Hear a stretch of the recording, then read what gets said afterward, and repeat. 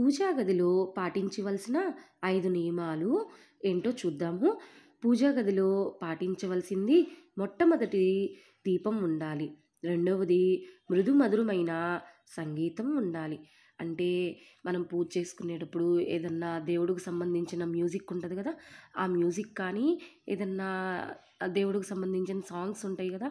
పాటలుంటాయి గదా! ఆ పాటలు గానీ ఏమన్నా పెట్టుకొని చక్కగా పూజ చేసుకోవాలి. మనకి మంత్రాలు అవి వస్తే ఓకే అండి.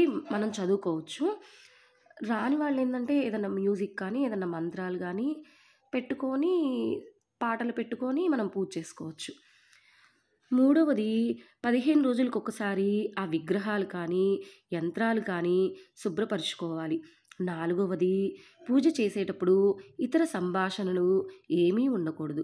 అంటే మనం పూజ చేసుకునేటప్పుడు పూజకు సంబంధించింది పని తప్పించి వేరే వాళ్ళతో మాట్లాడటం గానీ, ఫోన్లు మాట్లాడటం గానీ అట్లాంటివేమీ చేసుకోకూడదు.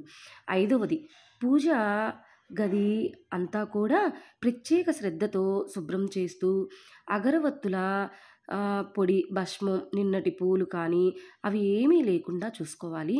ఇన్ని చేసుకొని మీరు మంత్రం చదివి పూజ చేసుకోండి. అమ్మ అనుగ్రహం కలుగుతుంది.